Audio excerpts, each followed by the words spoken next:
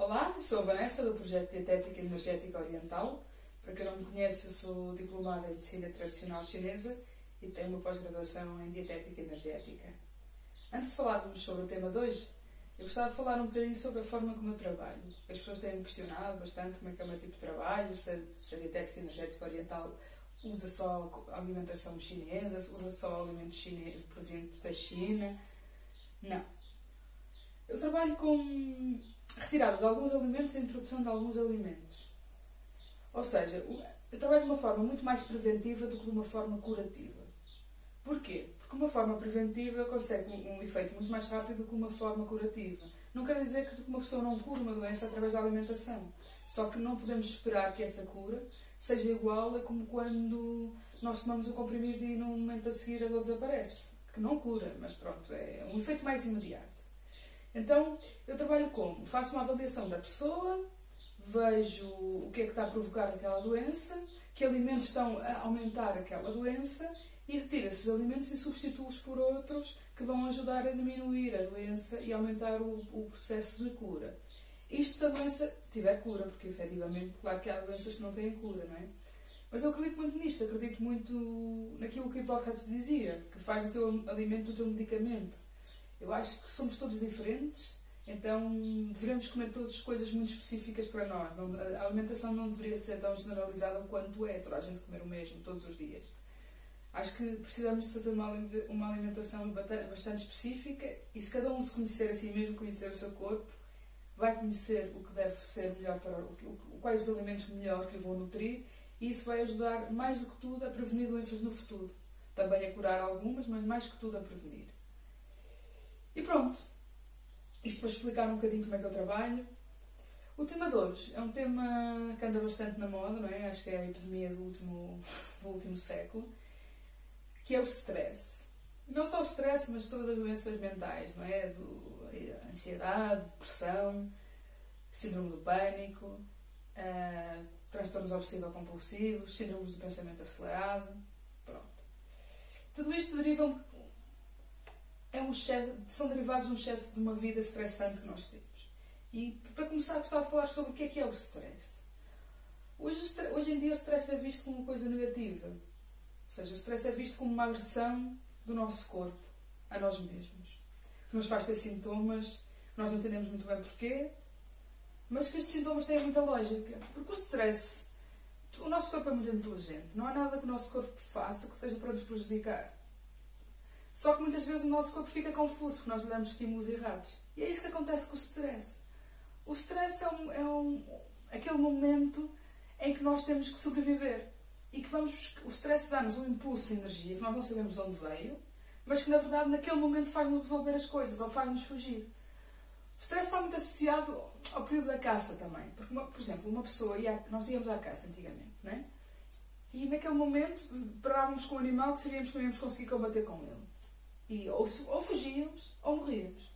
Então o stress é isso, é aquele impulso que o nosso corpo nos dá, que faz com que tenhamos certos sintomas físicos que nos fazem ter fuga, que fazem o coração bater mais rápido. Tudo isto para que a gente consiga sobreviver. Por exemplo, hoje em dia, uma pessoa vai distraída, atravessa a passadeira. Não vemos um carro e quase que somos atropelados. Nesse momento, aquele estímulo que o nosso corpo dá, que não sabemos como, mas não fomos atropelados porque conseguimos dar um salto gigante ou conseguimos recuar sem saber bem como, isto é o stress. É o que faz com que a gente haja em prol da nossa sobrevivência. Só que hoje em dia, nós vivemos num ritmo tão acelerado, que o nosso corpo está sempre a achar que está sempre a precisar de fugir. E que está sempre a precisar de sobreviver. A fugir de um perigo. Só que, na verdade, este perigo não é real. É um perigo mental. E aí está a diferença, porque o nosso corpo assume que é um perigo real e está-nos sempre a dar estímulos, quer físicos, quer psicológicos, que estamos em perigo e que precisamos sobreviver. Por isso é que muitas doenças como os ataques de pânico, ou como a ansiedade, nos dá muitas vezes sentimento de fuga. Por isto mesmo, porque o nosso corpo acha que está em perigo, quando a realidade não está. Ou seja, tudo isto para vos dizer o quê? O stress é uma coisa extremamente benéfica para nós.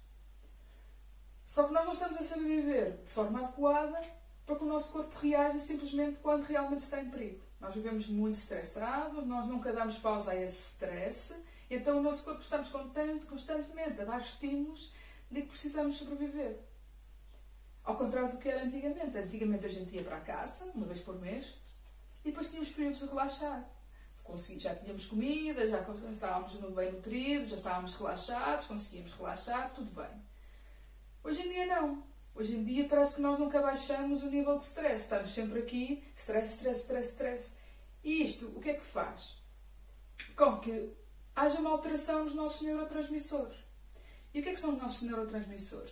Os nossos neurotransmissores são o que fazem com que o nosso cérebro tenha algum tipo de sintomatologia que nos vão levar a doenças mentais.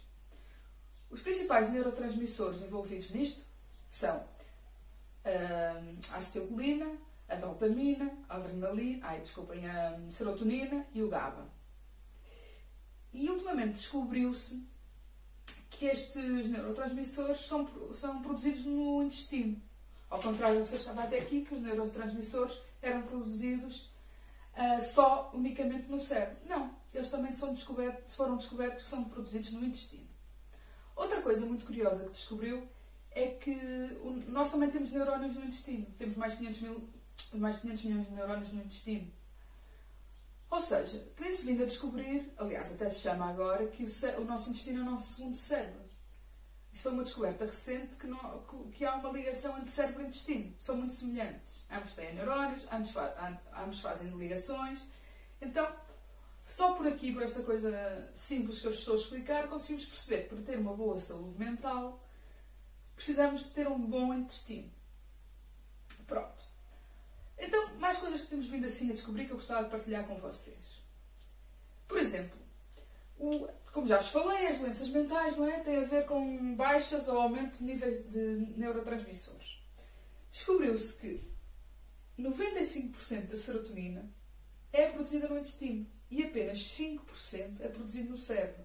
50% da dopamina é produzida no nosso intestino e não é apenas, neste caso, a outra metade é produzida no cérebro. Ou seja, nós estivemos durante todo este tempo a tratar o problema de forma errada. Porque nós assumíamos que era um problema mental, então tínhamos que trabalhar o cérebro. E não. Porque se uma pessoa que tem uma doença provocada por uma baixa de serotonina, se apenas 5% do nosso cérebro produz serotonina, estamos a trabalhar de forma errada. Porque nós temos que fazer com que o nosso intestino comece a produzir serotonina. Outra coisa muito interessante que se descobriu foi que antigamente achava-se que havia... no início descobriu-se que havia ligações entre cérebro e intestino. Entre o sistema nervoso central e o sistema nervoso entérico. Chegou-se à conclusão que, por cada conexão do sistema nervoso central ao sistema nervoso entérico, existem 9 conexões ao contrário. Ou seja, 9 conexões sistema nervoso entérico e sistema nervoso central. O que é que isto quer dizer? Antigamente achava-se que as doenças mentais tinham que ver com o estímulo que nós tínhamos a nível cerebral que provocava alterações intestinais. Por exemplo, uma pessoa tem um momento de ansiedade, um stress e fazia uma descarga intestinal. Agora, descobriu-se que isto é de 1 para 9. Ou seja, é muito mais comum uma pessoa ter uma descarga intestinal e isso provocar uma alteração a nível cerebral do que ao contrário. Porque por cada conexão cérebro-intestino existem 9 intestino-cérebro. Então isto foi uma das outras revoluções que se tem vindo a descobrir neste novo mundo do nosso segundo cérebro, que é o intestino. Isto vou explicar um bocadinho como é que funciona esta questão dos neurotransmissores, como é que funciona esta questão, como é que nós funcionamos, não é? Esta relação cérebro-intestino. Pronto. Agora vou explicar um bocadinho o que é isto da microbiota intestinal. A microbiota intestinal é formada por vírus, por fungos, por bactérias que vivem no nosso intestino. Aliás, vivem em todo o nosso corpo, mas 80% no nosso intestino. E até então, não se sabia. E havia até uma certa paranoia que muitos desses micro-organismos podiam ser maléficos para nós. Mas descobriu-se que não. Que a grande maioria desses micro-organismos são benéficos e até essenciais para nós. Descobriu-se também que algumas doenças, como diabetes, por exemplo, estão muito associadas à falta de certos micro-organismos. Isto porque é que eu estou a explicar isto? Porque é que nós agora temos uma falta de micro-organismos no intestino? Porquê é que será? Por causa de hábitos de vida que mudaram. Ou seja, eu já perdi-me aqui, mas vou voltar atrás só para vos dizer uma coisa. Também se descobriu nesta questão dos micro-organismos que apenas 10% destes micro-organismos pertencem a seres humanos. Os 90% de micro-organismos que nós temos no nosso organismo são de animais, são de plantas, são da terra, são do meio ambiente. E então isto leva-nos a crer que o que fez com que nós atualmente tenhamos uma microbiota intestinal tão fraca também tem a ver por esta falta de conexão à natureza. Porquê? Porque por causa destas certas paranoias, entre aspas, com as bactérias, com os vírus, nós começamos a ter um excesso de higiene. Ou seja, não é que não tenhamos que ter higiene nenhuma. O que está a acontecer é que as pessoas estão um pouco paranoicas. Mexem no animal, lavam as mãos, obrigam as crianças a lavar as mãos, mexem na terra, lavam as mãos. Muitas crianças nem podem tocar em animais, nem podem mexer na terra. E isto vai-nos debilitando a nossa microbiota intestinal. Porque 90% da nossa microbiota é provocada através do contacto com outros micro-organismos que existem no meio ambiente. Então, isto é um dos principais motivos que nos levam a crer que agora a microbiota está tão debilitada. Porque nós temos muito menos contacto com a natureza. No fundo, outra vez vamos voltar ao mesmo. É uma desconexão com a natureza. Outra coisa que nos leva a crer que existe que nos leva a crer que porque é que a nossa microbiota está tão debilitada. Porque além da limpeza ser excessiva, usamos produtos muito mais agressivos que não faziam parte da nossa vida. Usamos muito mais produtos químicos, usamos lexívias, coisas que nós antigamente não usávamos. A lexívia antigamente era lexívia de cinzas, era um produto muito mais natural, muito mais de proximidade, não era químico. Agora, quase todos, mesmo a nossa cosmética, os nossos produtos de higiene, têm imensos químicos. Então o que é que isso... E toda a gente sabe, já falei noutros vídeos, não é? Que a nossa pele é a nossa segunda boca. Então estamos a absorver isto. E isso vai acabar por destruir a nossa flora intestinal.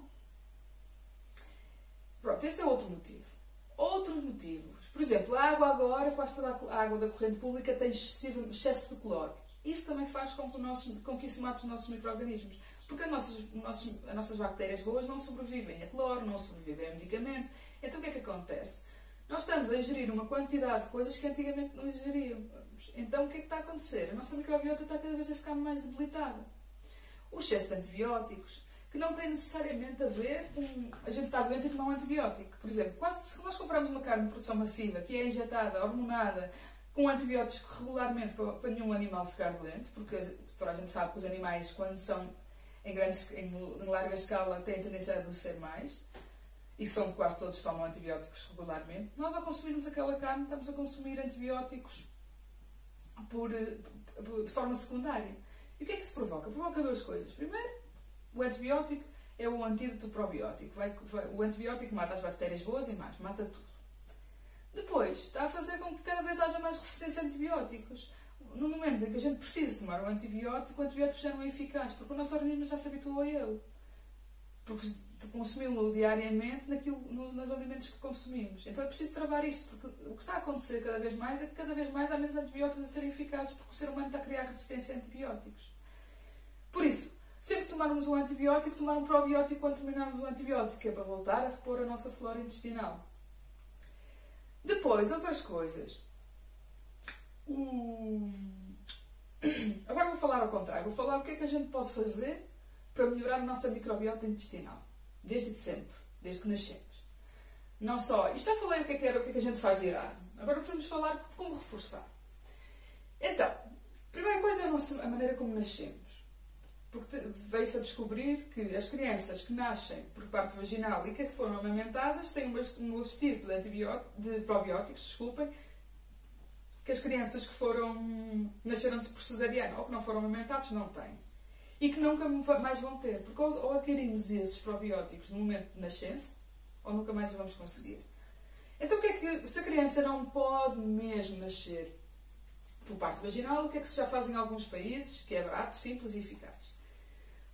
Põe-se uma gaze na vagina da mãe e quando a criança nasce, passa-se com a mesma gaze na boca da criança, para a criança poder ingerir aquelas bactérias e poder repovoar o intestino dela com bactérias que vêm da mãe e que vão ajudá-las a formar um sistema imunitário mais forte e uma microbiota intestinal mais forte. O mesmo se passa com o leite materno. Beber leite materno quanto mais tardio, mas principalmente beber o leite materno, faz com que também tenhamos uma microbiota intestinal e que reforcemos o nosso sistema imunitário desde pequeninos. Terceira coisa, o contacto com a natureza, como vim a falar. Deixarmos as crianças e as pessoas, não é? Mexer na terra, brincar, perder as paranoias do excesso de limpeza, lavar, que é como fazíamos antigamente. No fundo, isto é voltar a uma vida como era antigamente, e que nós fomos perdendo. Nós estamos muito modernos numas coisas, mas noutras coisas estamos a retroceder e não nos estamos a dar conta. E depois, consumir excessivamente probióticos, que é aquilo que eu digo sempre, né? É aumentar o consumo de probióticos. Que seja kombucha, seja chucrutes, seja kefir, seja mechonboche, tudo, seja tempé, miso, tudo o que é fermentado, aumentar o consumo. E isto é outra coisa que nós mudamos antigamente, porque antigamente nós como é que fazíamos conservas? Era fermentando, porque era a forma delas aguentar e gerar probióticos. Agora não. Descobriu-se novas formas de conserva que nada nos são benéficas, muitas delas até não deixam de ser benéficas para o nosso corpo. Então voltar ao que fazíamos antigamente.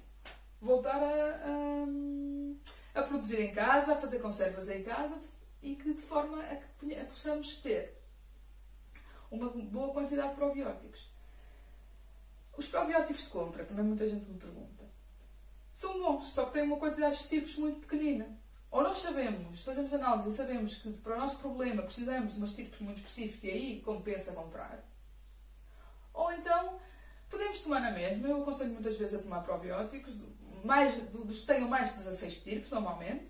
Aconselho a tomar, porque já tem umas estirpes bastante boas que englobam muitas das que as pessoas têm em deficiência, mas suplementar sempre com kefir, com kombucha, com outros probióticos naturais.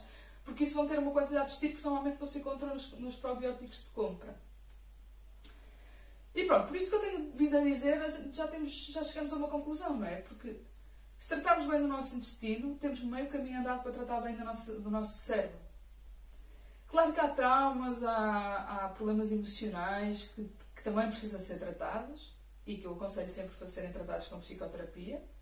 No entanto, sem nunca deixarmos de tratar o intestino. Porque ao contrário do que nós viemos fazendo até aqui, viemos tratando o sintoma, se é um sintoma mental, vamos dar um medicamento para a mente, ou para o cérebro, isto não está a funcionar. Nós precisamos tratar o intestino, porque a maior parte dos problemas vêm daqui, não vêm daqui. E, por exemplo, o síndrome do cólon irritável, que é uma doença que agora muita gente tem, é automático. Uma pessoa tem um pensamento e tem uma descarga intestinal, ou tem um stress e tem uma descarga intestinal. Então é isso, temos que finalmente chegou à conclusão que existe uma relação cérebro-intestino e temos que começar a tratar as coisas pela lógica delas. Ou seja, temos que começar a tratar as coisas pelo intestino. Então este é o meu grande conselho no vídeo de hoje, que é: aumentem o número de probióticos, aprendam a tratar o vosso intestino, aprendam a cuidar da vossa flora intestinal, da vossa microbiótica e vão reparar que automaticamente a vossa saúde vai melhorar. Aliás, agora há vários estudos que falam de psicobióticos, que é para certos tipos de sintomatologia, não um probiótico específico, as pessoas melhoram imensamente. Porque está infimamente relacionado. Está extremamente relacionado. Então, pronto, era isto que eu queria partilhar para o dia de hoje. Também queria vos dizer que alimentos que não devemos consumir, muita gente também me pergunta. É assim, é muito específico de acordo com o neurotransmissor que nós tenhamos em falta ou que tenhamos em excesso. É muito específico. No entanto, se sabemos que isto é um problema intestinal, o que eu aconselho sempre é coisas que agridam o nosso intestino, cortar. Ou seja, glúten e lácteos normalmente quase toda a gente tem uma certa ou causa inflamação ou tem uma irritação. Se sentirmos isto, cortar. Café, por exemplo. Agora, há pessoas que não sentem, então não têm que cortar. Por isso é que eu faço uma avaliação muito personalizada. Tem a ver. Agora, se têm dúvidas, eu aconselho sempre a cortar glúten e lácteos. E depois verificar o que é que vocês acham que vos está a causar algum desconforto intestinal. Se vocês comem uma coisa e a seguir têm uma diarreia, ou se vocês comem uma coisa e ficam infartados cheios de gases, então esse alimento é para cortar. Mas é isso, é perceber o que é que vos causa inflamação intestinal. E porquê? Porque essa inflamação intestinal vai-vos causar uma inflamação no cérebro. Uma inflamação, entre aspas. E pronto, é isto. Se tiverem alguma dúvida, podem perguntar. Se tiverem alguma dúvida de como fazer algum probiótico, também podem entrar em contato comigo. É isto.